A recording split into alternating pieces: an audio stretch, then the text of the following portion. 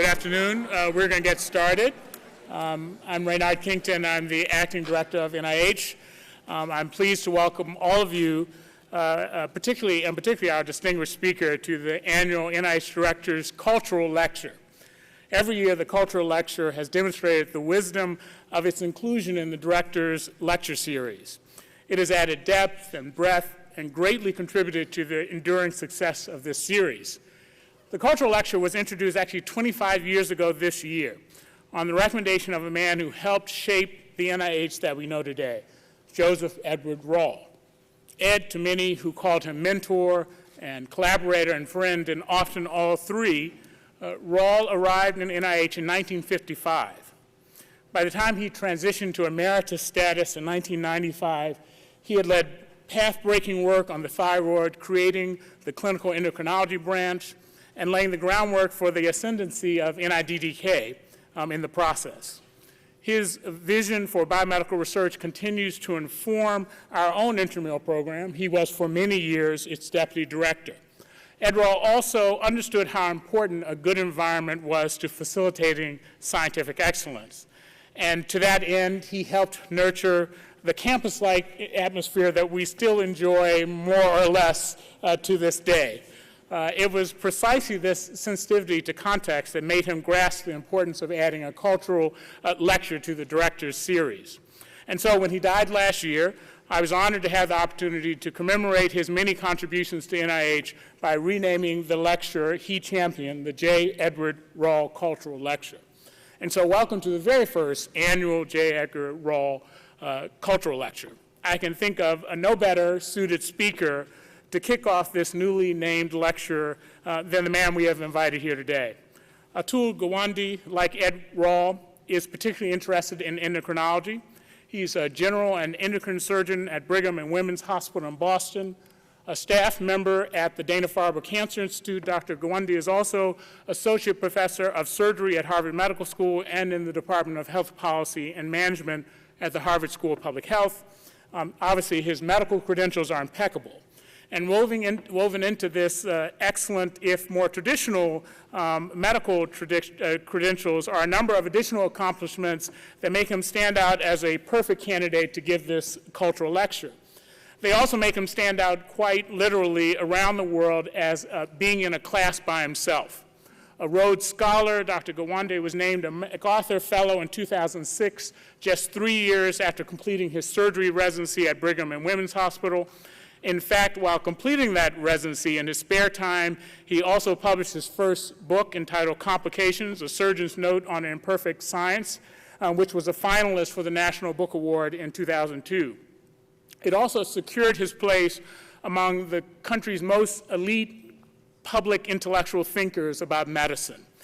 He had started this ascent to this cultural position some years before when he was made a staff writer at the New Yorker magazine. He's managed to continue to write at the New Yorker magazine in addition to all of his other obligations. And just last month, the magazine published his timely essay entitled, Getting There From Here, How Should Obama Reform Healthcare?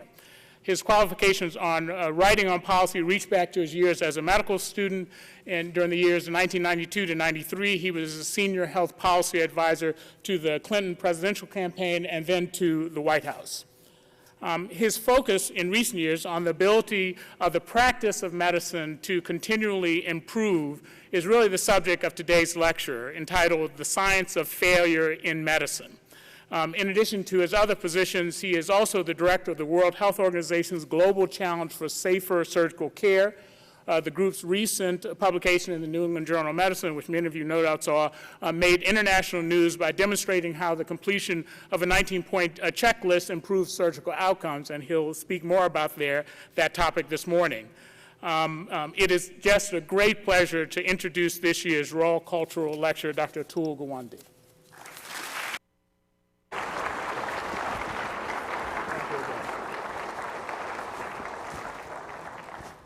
Thank you. That was incredibly generous, and I'm a little bit embarrassed to be the subject of such kindness. I feel like I come to you still talking as someone, and if my mic's working, I'll be able to walk away a little bit. Still here just to talk to you as someone who is trying to make my career in medicine.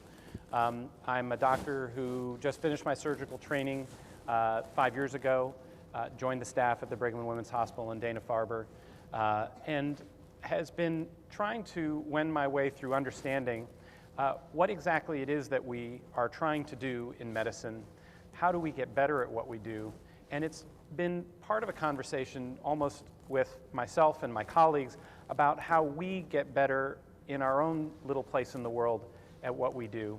And it's connected into public health in large measure because of my family. My parents are from India. They grew up in areas that don't have remotely the kind of medicine that we're used to. And I also ended up growing up, when they settled in the United States, they settled in Athens, Ohio, one of the poorer parts of our country. It's rural.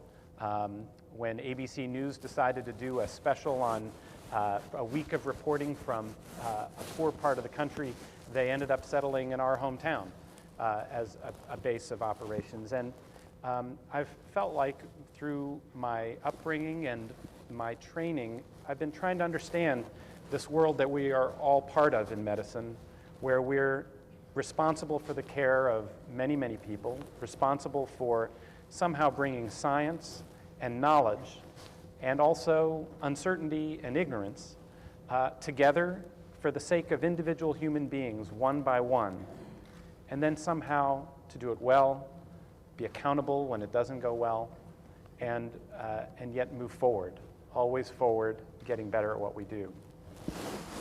I want to start this lecture, I think, with just a story, in part because I think in terms of stories.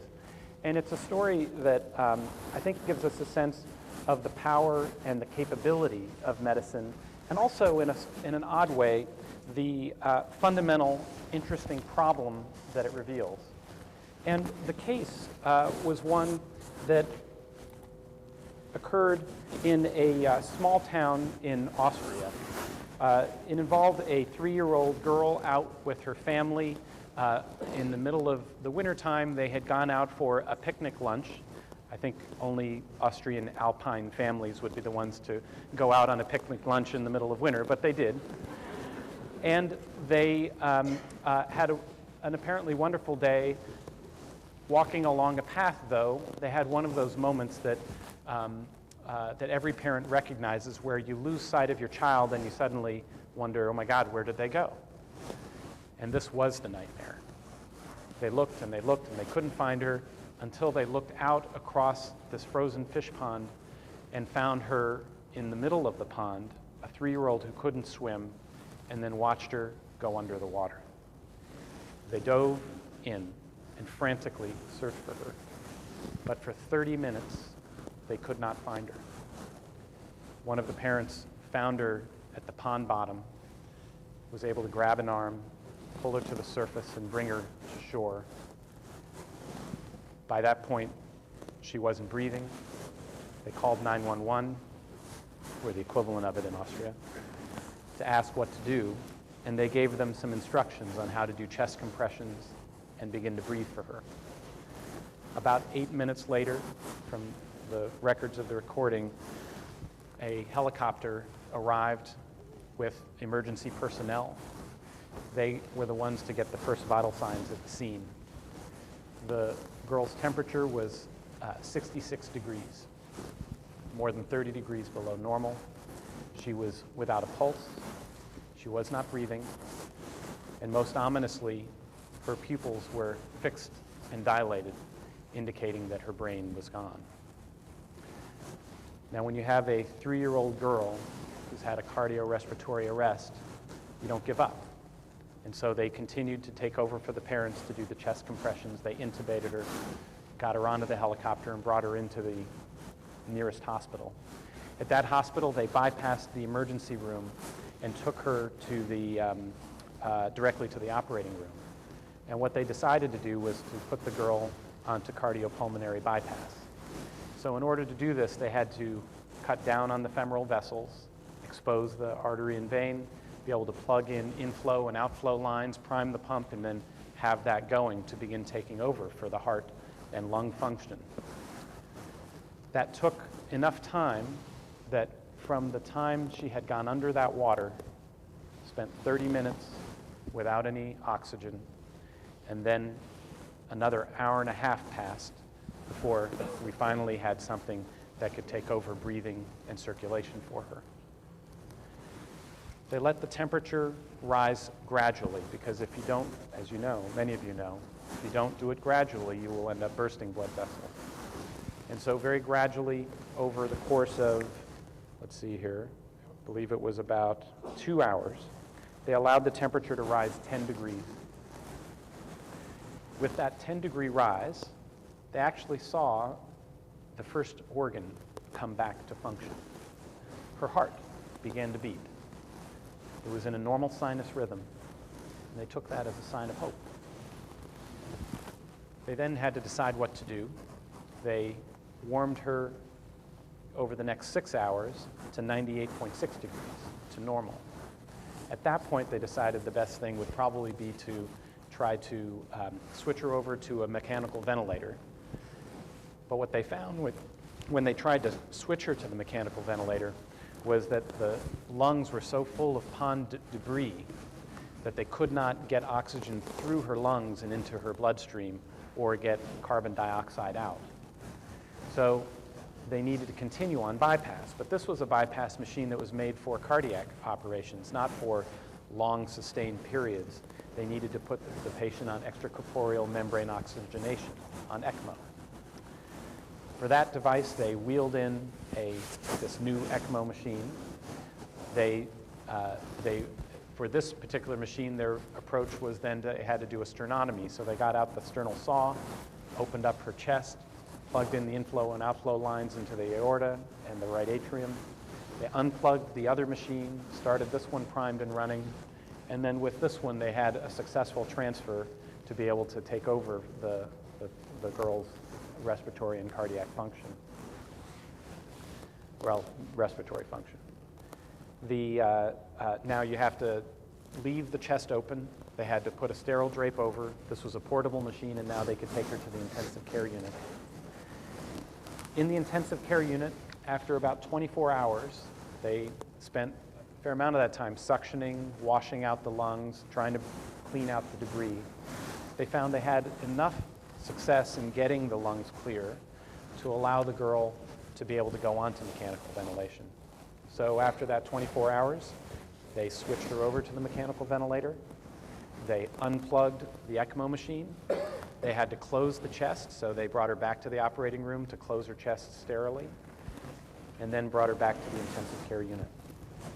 She spent a couple more days there, and during that 2-day period of time where she now was breathing for herself, what you saw was that all her organs very gradually came back. We had the heart come back. She was breathing on the mechanical ventilator, which meant that her lungs had come back. Her kidneys were in failure, but after that 48 hours, they found that the kidneys were working. The liver had been in shock, but the liver started functioning. Her bowels began to function. She could take some feedings and tolerate nutrition. One by one, every major organ system came back except one, her brain. She remained in a coma. Her pupils remained fixed and dilated. But now she was stable enough that they could wheel her downstairs to the to the CT scanner and get an image to understand what was going on in her brain. Down in radiology, what they discovered was that her brain was swollen, pressing up against the outer limits of the skull, but there were no dead zones. She did not appear to have any section that had stroked. And so they decided to do one more thing. Brought her back to the ICU. They shaved hair from one part of her skull, opened up a little section, drilled through, and implanted a pressure transducer to allow them to monitor the pressures in the brain. And then they dialed the drugs and the intravenous fluids up and down until they could lower the pressure in the brain sufficiently to allow there to be better perfusion to the brain and to allow that swelling to gradually go down. A full week passed. And then slowly she came back to life. The first sign was that her pupils began to react to light. The next thing was that she began to breathe on her own. And then one day, she just woke up. They extubated. They were able to send her to the regular floor to allow for recovery, and she began to get some physical therapy. 2 weeks later, she went home. She was paralyzed in the right side of her body. Her right leg and right arm did not function well, and her speech was slurred. So her story wasn't done yet. Over the next 2 years, she required intensive physical therapy, occupational therapy, neurological therapy. And then she came back to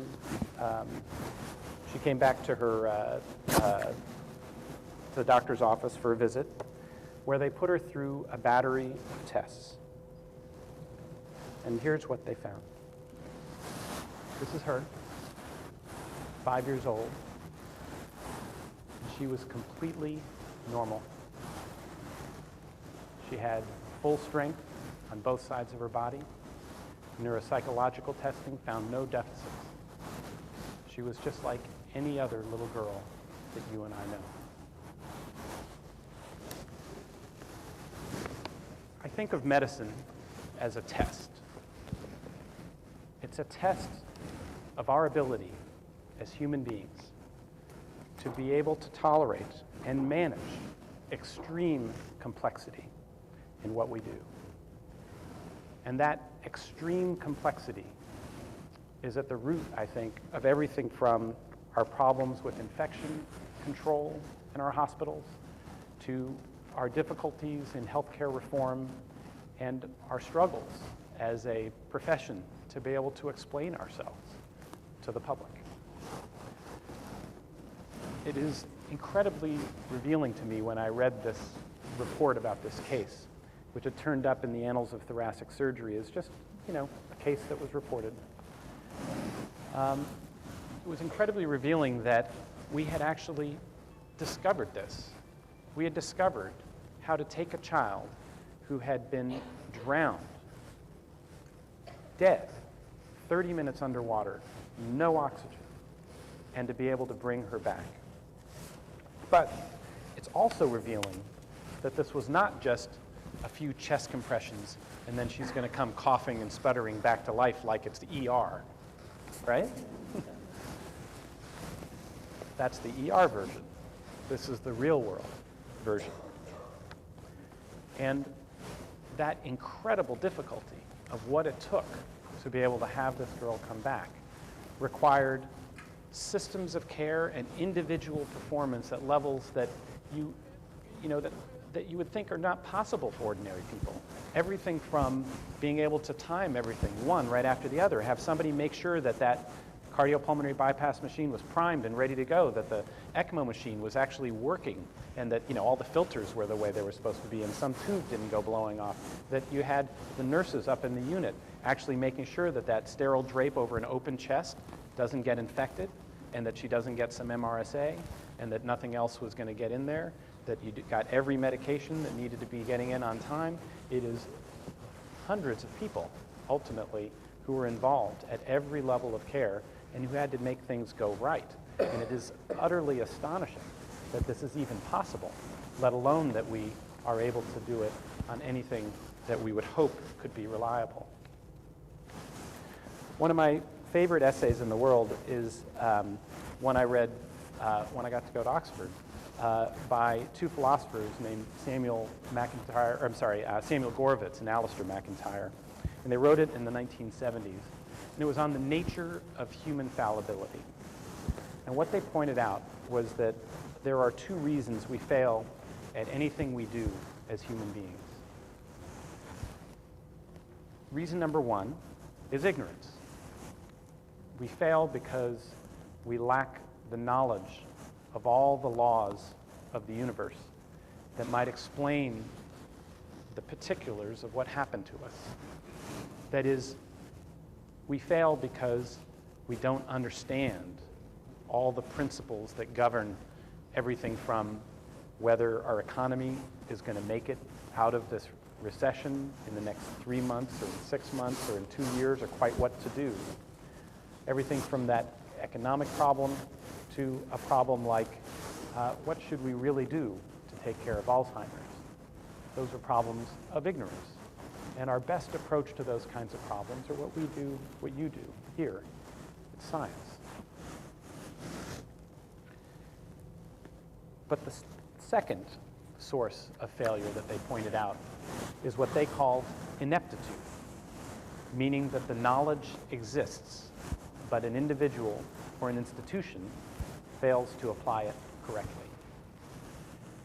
One of the fascinations about being a human being in this particular era of civilization is that both have come to govern our lives, both ignorance and ineptitude. And that is a remarkable departure from life in this world for millennia going before us. To live in the world as a human being right up until about the 1940s, 1950s, was to live in a world where your life was largely out of your control and governed by ignorance. If you had a heart attack in 1940, what could we do? We hardly understood what we could have done to prevent you from having that heart attack. We were barely beginning to grasp that blood pressure might make a difference, for example, and we didn't have any medications or real know-how for how to control that blood pressure. We certainly had no idea about cholesterol, let alone CRP. And then if you had that heart attack, what did we do? We'd put you in bed, we'd give you some morphine, we'd cross our fingers and hope you were still there 6 weeks to 3 months later when we let you out of bed. Consider that by contrast where we are today. We have at least a dozen things that we can do to successfully prevent you from having any major cardiac disease. We have then numerous treatments that we can deploy. If you come in with a heart attack, we can give you a clot-busting drug. We can give you a cardiac catheterization and balloon open the blocked vessel. We can take you to emergency cardiac surgery. Or, if you fall into a category of people who have a certain kind of MI, actually the best thing for you may be to actually just let you go to bed.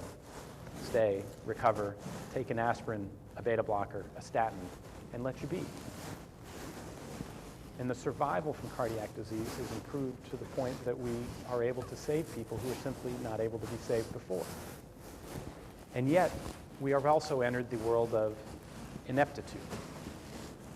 We have discovered, for example, that statins can reduce the amount of cardiac disease in our country to the point that we could possibly no longer be a country where cardiac disease is the #1 killer. And yet we don't even offer a statin to 50% of the people who are eligible for that treatment.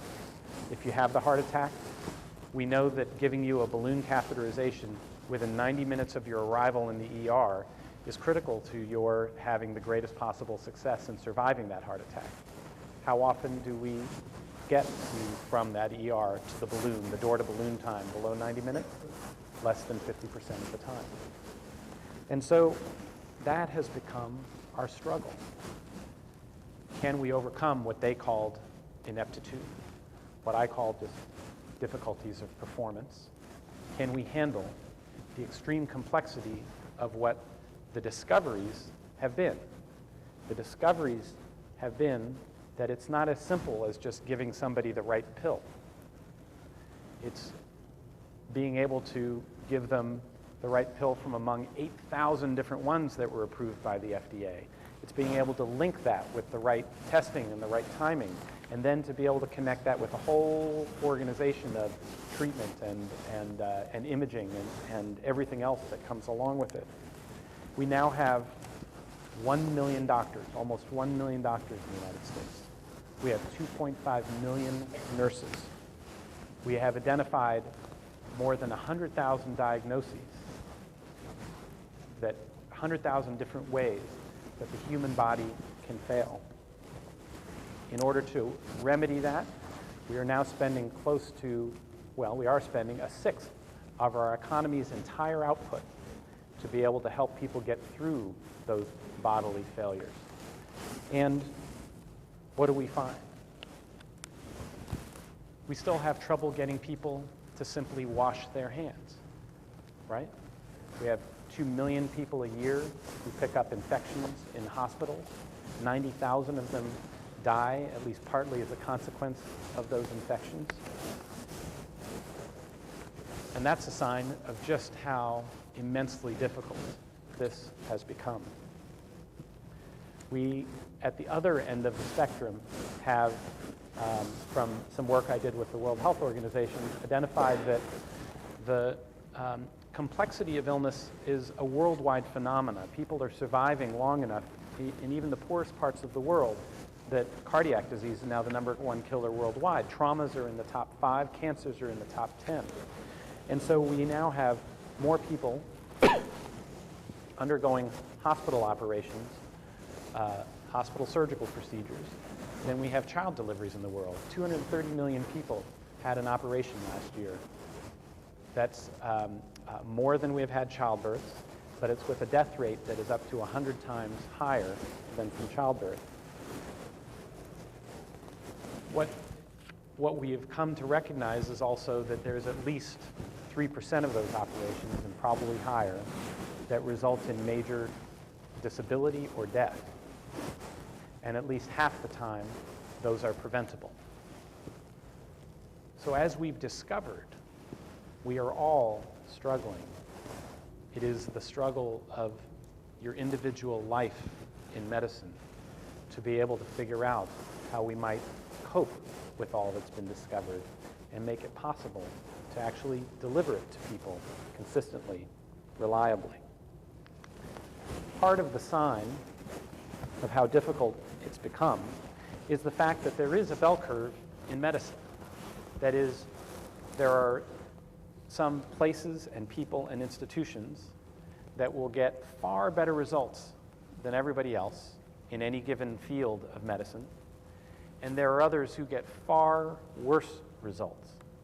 And what's especially disturbing to all of us in medicine who have to then face the data when somebody gives you your report card is that it turns out that most of us are in the mediocre middle. Now, what the public imagines and what we like to think of ourselves as having is what I call the shark's tail. That is, that most of us, after 4 years of medical school, a gazillion years in residency training and fellowship, a few years of experience out there, would be grouped towards the very top of the curve, and that we just have a little tail of people off at the bottom end. And so the public imagines that if we were serious about improving the results and quality and performance of our medical system, what we would do is just chop those crappy doctors off at the knees at the bottom, fire them all, and our problems would be solved. But what we have is a bell curve, and that makes our world much more complicated and disturbing to be able to understand. What it also tells us is that there are a few people and institutions that have figured out how to handle the complexity, not just a little bit better than the rest of us, but a lot better than the rest of us. There are examples ranging from cystic fibrosis, where the average survival in a cystic fibrosis center is 33 years, but at the top centers, it's 47 years. Hernia surgery, where you have an average complication rate where the hernia repair will fail, one of the simplest operations we do, will fail 5% of the time. At the bottom end of the curve, we know there are centers that have a 20% failure rate, or even higher. And at the top of the curve are a few centers where the failure rate is less than 1% of the time. This has led to pressures from Congress, pressures from insurers, pressures from the public. And the pressures are, why can't we just all be like that place? Those places that are towards the top. And we've risk adjusted and we've looked for all of the flaws, but we find over and over again there are places that are outperforming the rest. And that's led us to a few strategies for thinking about what to do. One of the strategies is, well, we just need more resources.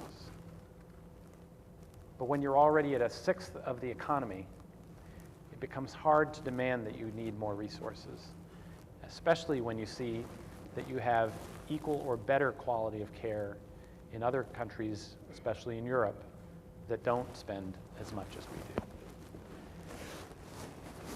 The second thing was the places with the most resources are not necessarily the ones that fall on the top of this curve. There isn't an obvious relationship, and I'll come back to that in a little bit. The second thing that you think is that, well, what we ought to do is pay for performance, give financial incentives to rise on this curve. And we've actually started doing that with with Medicare and also some private insurance programs. We've started to say you'll get a bonus if you have more people who get a mammogram or are treated well for congestive heart failure or diabetes. And it's actually produced some modest improvements. But one of the curious things about human nature when it comes to incentives is we don't like being graded. And because we don't like being graded, we fight back against the grades. And so we start then grading on a curve, and we start having a little bit of grade inflation. And so by the time our pay-for-performance projects have passed, lo and behold, 80% or so of doctors and hospitals could meet the measures. We set a pretty low bar for ourselves, and it's just, I think, the natural way that this social phenomena happens. So once you're making a pay-for-performance system that is really just about lifting the bottom 20%, you've spent a lot of money without moving a whole lot of performance. Moreover, are we really going to be able to make a separate payment scale for every different kind of diagnosis that exists when there are more than 100,000 diagnoses? There are more than 4,000 surgical and medical procedures. Would we be able to code and even measure who's doing better and who's doing worse in ways that we could actually pay according to? I think it's unrealistic, and then also that we'd be able to adjust it from year to year, get it through Congress every time. Yes?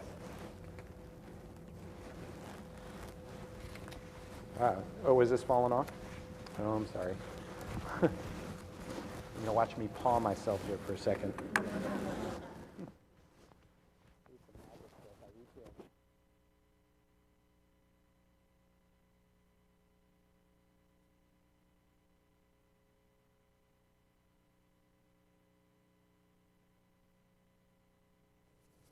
Okay.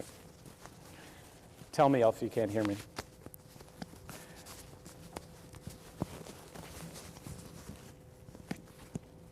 Almost there.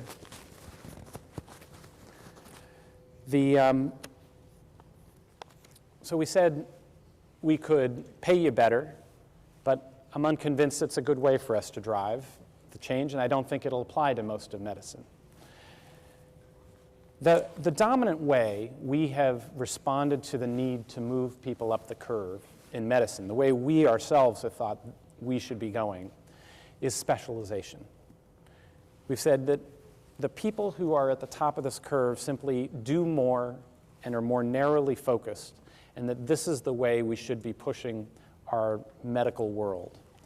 And a part of what we think should go along with that is implicitly that we would also regionalize medicine, that if there are areas of poorer performance in a state or in a community, that you would drive people to the area that had the better performance and be able to have things turn around. And once again, it's an example of something that works, but it turns out to be surprisingly limited. First of all, we have discovered, for example, that in pancreatectomy, is one example of many, that you can have death rates that vary as much as tenfold in a state. In New York, for example, you had institutions that had death rates of over 20% and ones with death rates of under 2% in the same state. So you would logically say, well, let's move everybody to the ones that have the lower complication rate. We have had insurers and programs like Leapfrog, which is this employer consortium, that have given people financial incentives to go to the places with the higher volume and therefore the higher performance. And after about 10 years of these efforts, some data came out which were presented at the American College of Surgeons meeting just this past year. And what they found was that after all of that effort, we still had more than 80% of pancreatic surgery in the country done in places that did fewer than 5 of those operations per year. So why does that happen? Well, number one, it turns out that most people want to stay in their communities. They have family, they have close ties, and they don't want to go far away, especially if they're quite sick. Second, it's hard to get into those programs. Almost all of the high-volume centers have wait lists and a limited ability to absorb all that volume. And then third, large parts of our country don't have those places available. Where I do work with the World Health Organization, this strategy is completely out of the question anyway. For most of the world, there isn't the high-volume center you can put people into. But last of all, being in one of those high-volume centers up at the Brigham in Boston, trying to attract people to come to see us, the honest truth is we don't do that great either. We may be towards the top of the curve at some things, but we are also finding that we routinely have failures in care, routinely have misses in the likelihood that we will follow through on all the steps that we know that we should do. So if even the most super specialized centers find that they can't handle the extreme complexity of what we do, if the most super specialized still routinely have avoidable failures, what is it that you can do? This was the puzzle that we came to in the World Health Organization when they came to me to lead a program focused on whether we could reduce deaths in surgery globally. They saw this massive explosion in high-tech, expensive care, saw the number of deaths that were occurring, at least 3 million or so a year, and thought, you know, if we have 7 million TB deaths a year and we're desperately trying to do something about that, and something on that order of magnitude in surgery, well, then we needed to do something about that too. And so we had to look to outside medicine to begin to get an idea of what it was that was possible. And it turns out we're not the only ones who's grappled with this question of what to do when the complexity of your field has exceeded the ability of any individual with a ton of specialization to get it right consistently enough to be acceptable. And that field was aviation. Aviation hit this problem at an interesting time. It was around the 1930s. Up to that point, aviation had been a world that was pretty simple. You had single-engine planes predominantly, sometimes double-engine. It was a nerve-wracking world. You had to get the plane going fast enough down a runway, pull back on the sticky thing, and go. It wasn't much more complicated than trying to back your car out of the driveway. As I say, it was nerve-wracking. It wasn't complicated. Then in the 1930s, in 1935 precisely, the Army, U.S. Army, put out a request for new proposals for a new design for their long-range bombers. They wanted bombers that could fly much further. And Boeing came up with this design. And what was striking about it was a plane with 4 engines on it. I don't have well, you can see, 4 engines on there, 100-foot wingspan, and this thing was so obviously superior as soon as they saw the first prototype that they knew this was going to be the future of the U.S. Army. They made plans to order hundreds of these, but under their contracting requirements, and I understand you know something about contracting requirements, they had to actually hold a proper flight competition. So on October 30, 1935, they had a flight competition at Wright Airfield in Dayton. And the competition brought out McDonnell and Douglas and others with their designs. But then everybody gathered around when this plane was silver and gleaming and got the name the Flying Fortress from a Seattle newspaperman who saw it flying over the city on one of its early runs. Everyone gathered around, government officials and generals, to see this take off. And it roared down the runway, and it picked up into the sky, and it climbed. and then it crashed. The 2 crew on board were killed. There was an investigation. And what they found was there was no mechanical problem with the plane. The problem was pilot error. It turned out that by putting 4 engines on the plane, you had made that plane a magnitude of complexity more difficult to manage. They had, on each engine, you had to check the fuel mix, the hydraulics, the pitch of the propeller. You had retractable landing gear to check, wing flaps, trim tabs. And then they had managed, apparently, to get through all of that.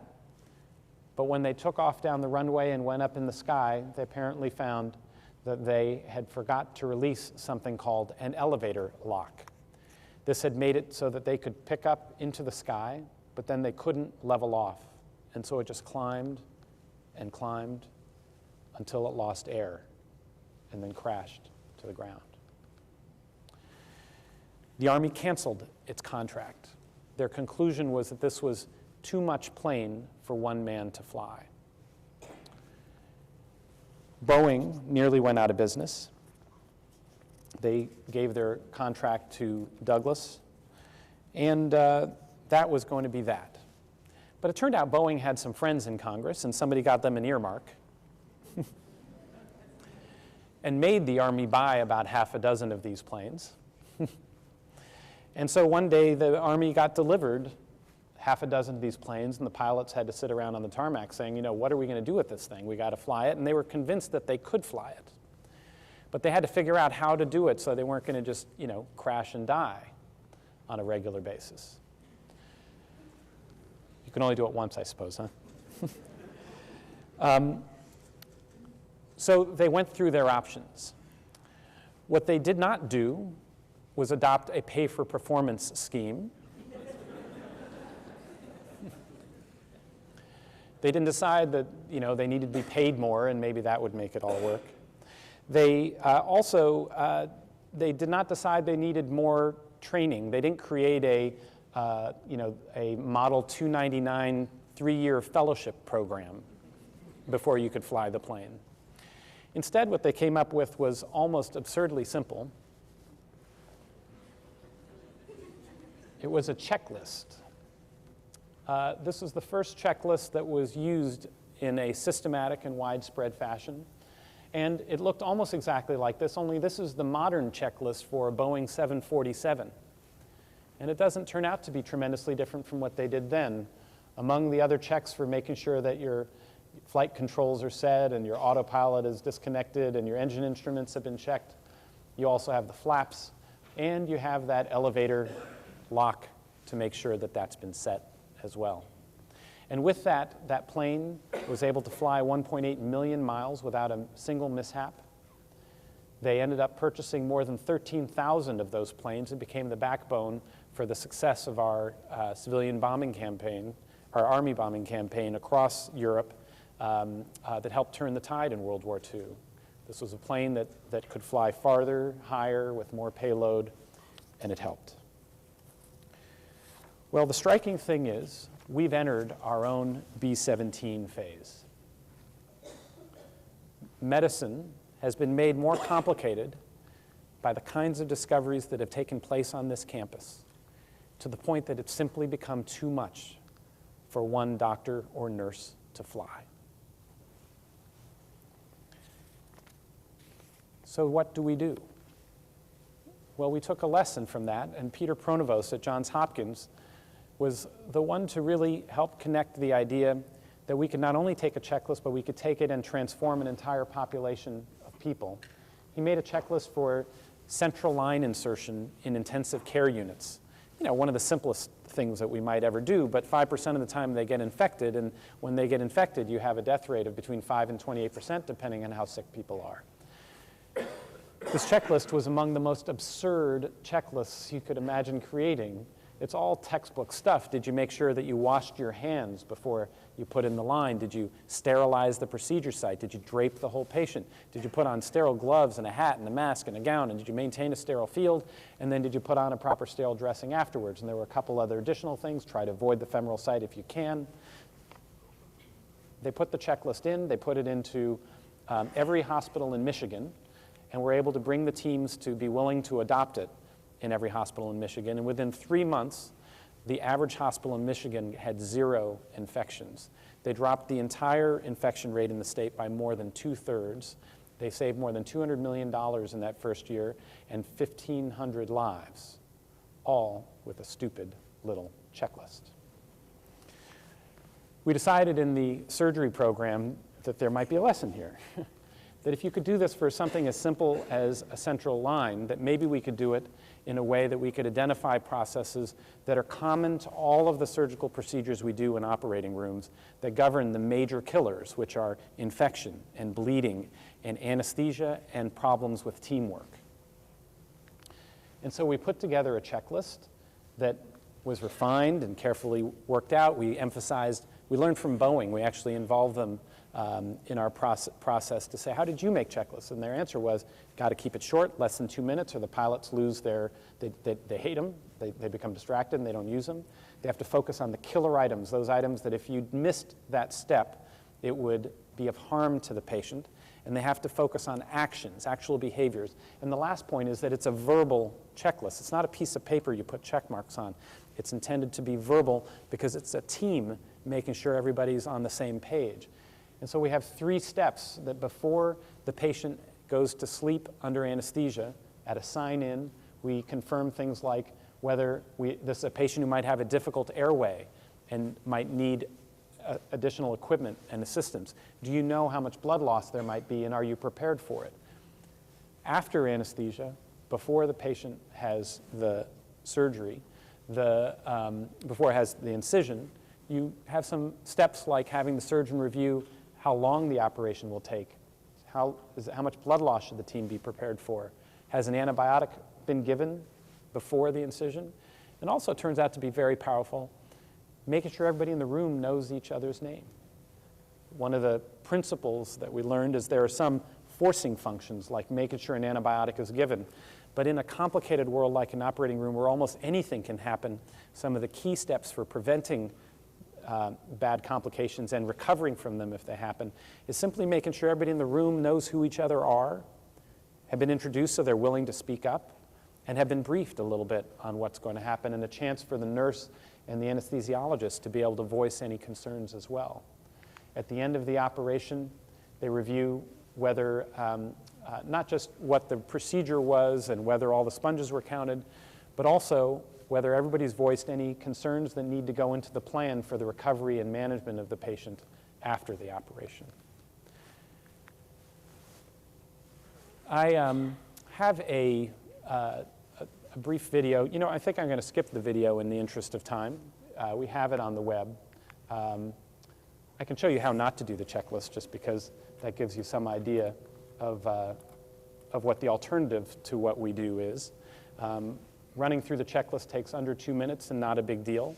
The hard part is not making it go like this. I've checked all the boxes, so I think we're all set.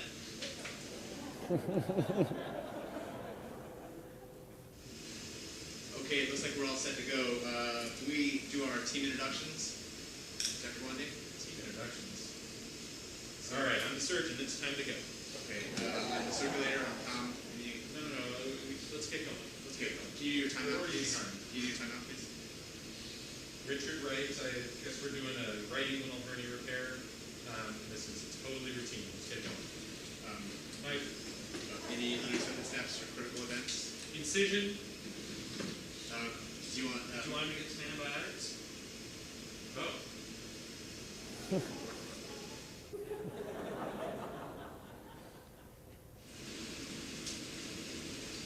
Anyone want to do the sign out? We did a left inguinal hernia repair, and the sponge counts are correct. So, I guess we're all set. Still get a kick out of that. We ended up taking this checklist and introducing it into 8 hospitals around the world. We deliberately picked places from the poorest regions to some of the best hospitals in the world. So it was Seattle at University of Washington and University of Toronto and St. Mary's Hospital in London and University of Auckland, but then also a big city hospital in Amman, the biggest hospital in Manila, city hospital in New Delhi, a rural hospital in Tanzania. And we then had a pre-post design to the study. We deliberately did these under short time frames so we could be as confident as we could that these weren't just secular trends. About 4,000 patients in each arm. And before we put the checklist in, you see the results here, that by afterwards we had cut the death rate by 40%.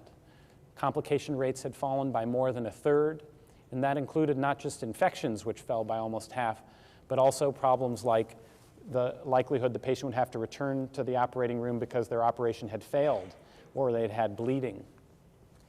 Also striking was that this worked in both rich and poor settings. The complication reduction was more than a third in high-income hospitals and in the poorer settings. The change in the death rates didn't reach statistical significance in the richer settings, and that could be because of low numbers. It could also be because if you have a complication in a poor setting, you may be less likely to recover from that. We may be able to save you from death, but not necessarily disability, whereas in the poorer world, death may be more likely. We saw moderate reductions, not 100% reductions, in individual processes like failures like not giving an antibiotic on time or not counting the sponges completely. But I think this was, to me, the most telling data, which we're still writing up for publication, which is just our survey results when we asked teams about what they felt like the checklist did for them. And underneath these findings, you can see a story of a few people who aren't happy. 80% thought the checklist was easy to use, but 20% didn't. 20% didn't think it improved operating room safety. 20% thought it took too long to complete. But at the bottom, you see the ultimate measure. If I were having an operation, would I want the checklist used? 93% did. The results were published at the end of January, and I've been astonished by the speed with which people have absorbed the result. Partly it's just so simple, the public understands it. And you have 5 countries now, Ecuador, the Philippines, Jordan, the UK, and Ireland that are now moving to have this, not moving, they've committed and have announced that this is an expected standard of care to be implemented in all of their hospitals by the end of this year. We have 6 states in the United States whose hospital associations have also said the same, that they want to see this happen in their states by the end of the year.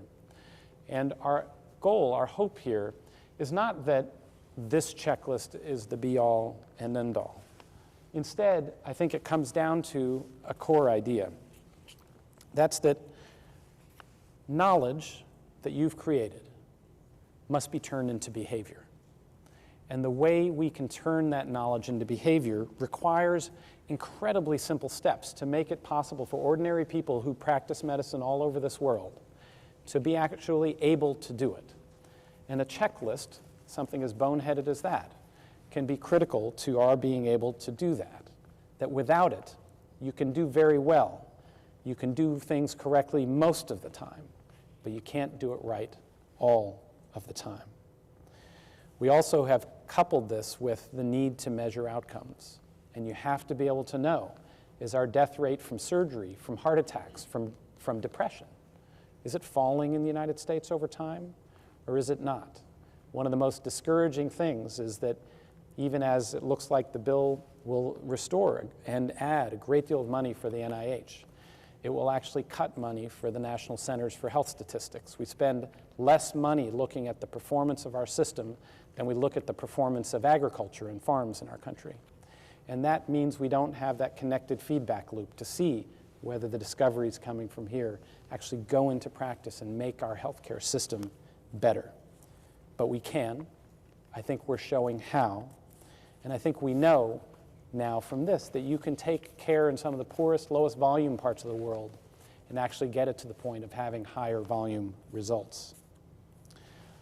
I'll finish just by saying that I had a chance to talk to the surgeon who saved that little girl in this little town called Klagenfurt, Austria, that I started with. His name is Marcus Thalmann. And what impressed me, in addition to everything I told you about that study, was that when he saved that girl and published that result, it was not in a major medical center, but in a community hospital in a small town in the Alps of Austria. And I called him up to ask how they did it. And he told me that they every year have 5 or 6 or sometimes 10 people who will come in hypothermic arrest because they've drowned or been covered in avalanches and ended up needing to be rescued. And when he got on staff as a cardiac surgeon, he thought these people could be rescued. And he would yell at people, just do it, let's go, and nothing would happen. There would always be a mistake, and problems would occur. And it dawned on him that what they were having a problem with was speed. Something would always get dropped because someone wasn't available, a machine wasn't ready. And so what he did was he made a checklist. And it turned out it was the simplest checklist in the world. He made a checklist and he gave it to the person with the lowest power in the hospital over this. He gave it to the telephone operator. And when a call comes in that says there is an avalanche victim or someone in hypothermic arrest, they activate the checklist, and the telephone operator goes through a series of 7 phone numbers to call, from the cardiac anesthesiologist and the perfusionist who has to be there and check the machine, to the trauma surgeon, cardiac surgeon, and so on and so forth. And with that, they had that first survival, which was that girl. And they've had several since then. He told me about the most recent one. It was a 16-year-old girl. She'd been in the passenger seat with her mother when they were driving along a mountain road, and it slipped on ice and crashed into the guardrail. The mother was killed on impact, and the car went over the cliff, through the guardrail, and into an icy mountain river. The EMTs arrived just in time to see the car go under the water with the girl trapped inside. It took at least 30 minutes for them to be able to get to the car, tear open the door, and get her out. But from there, the system went like clockwork. She went by helicopter to the hospital, from the hospital to the operating room, onto cardiopulmonary bypass. By the next day, she was in the ICU. By the next day after that, she had all her tubes and lines removed. And by the next day after that, she was sitting up in bed, ready to go home. I want to thank you for the chance and the honor of getting to give you this lecture here. Thank you to you as well.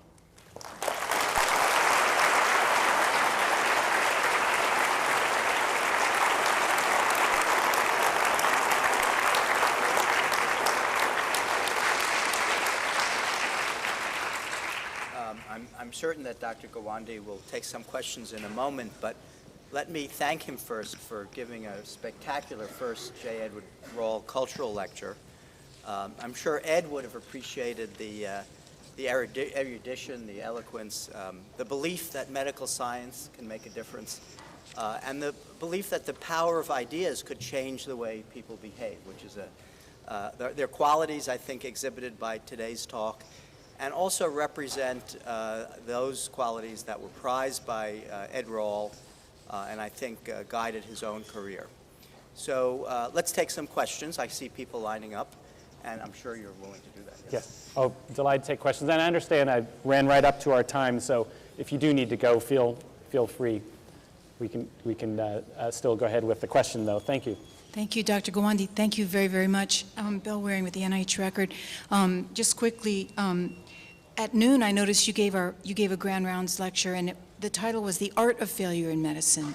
Were these twin lectures with different titles? Yes. They were. I intentionally talked about the world of error, the world of failure divides into the half, and it turns out to be about half and half, where we know that there is a preventable adverse events, preventable complications of care, where we could do something.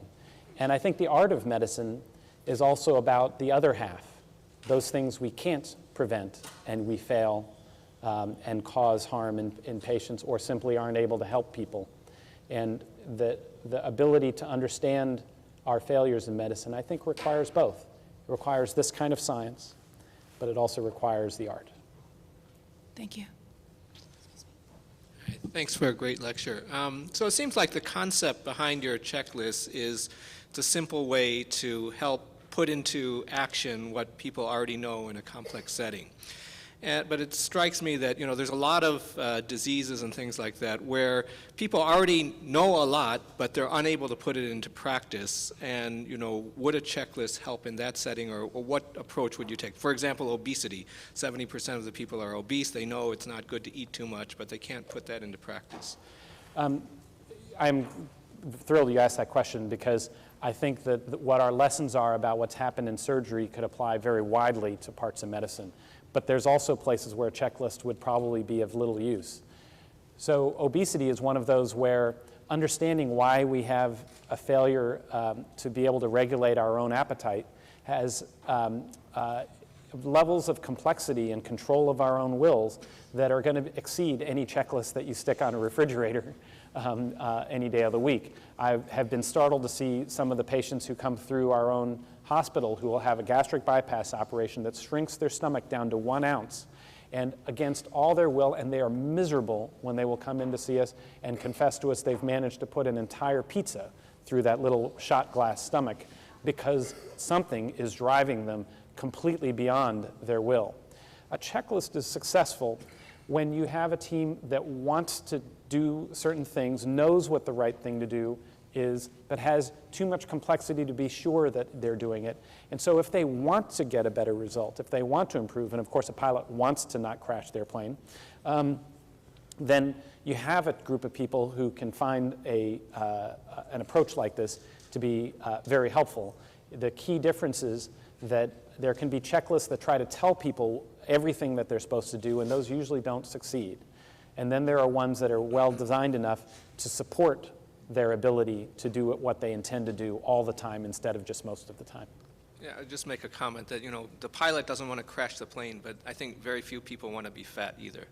It's very true, but the pilot has some control over that plane. Very few people want to be fat, but I will be shocked. I would be totally surprised if we find that something as simple as a checklist could actually help people regulate their appetite. On the other hand, something like a checklist could be successful for people coming to a doctor's office around whether they should receive a statin as something they offer or not. And that's something that that, by the way, has been applied at Kaiser Northern California. I don't think they realized they'd call it a checklist, but in their group of 3 million members, by making sure statins were given, this year they became the first major population where cardiac disease is no longer the #1 killer in their population. It's now been superseded by cancer. Yes? So at this institution, in addition to practicing medicine, we also do research, laboratory research. And a large part of doing laboratory research is training people, young people, how to do research. And we spend a lot of time discussing that. And I was sitting here wondering if there's a role perhaps in devising a way of teaching the logic of research by using such an approach as a checklist. Any process, and this I learned from the Boeing folks, where you've reached the point that you understand the steps of what it is that need to be done, and there's some agreement on what those steps are, can then need a checklist. But if there don't exist agreement on those steps, you never get quite to that point. So we have at the World Health Organization, and we have here in the United States, thick guidelines about lots and lots of aspects of care, lots and lots of aspects of policy, lots and lots of aspects of training. And if we've actually boiled it down to the point where we have a 250-page guideline, operationalizing it by showing people that on Tuesday, when you're teaching somebody, take a pause for 30 seconds to make sure you're doing these 3 things, that might be something that could improve what people's results are. But again, you have to see, does it really fit into their life as teachers? And do you, over time, see that teaching gets better or not? Before your seminar, we began to talk a little bit about the fact that there were unforeseen circumstances that occasionally arise during the course of surgery or other human activities that require innovation and perhaps a little bit of flying by the seat of your pants.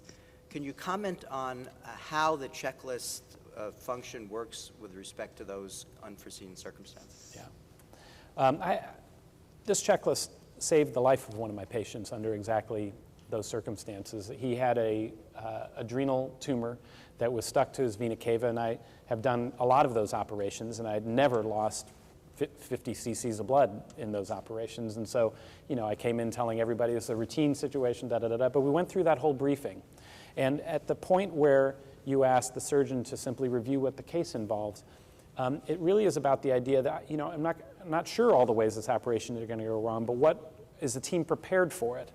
And when I told the anesthesiologist, it's a routine adrenal tumor, it should take us about 2.5 hours. It'll be under 100 cc blood loss, but this one's a little unusual. It's a little more stuck to the vena cava, so we should make sure we have blood ready. We discovered, number one, we didn't have a clot and blood in the blood bank, and so we got that lined up, number one. And then number two, the anesthesiologist said, he said it might be a little stuck.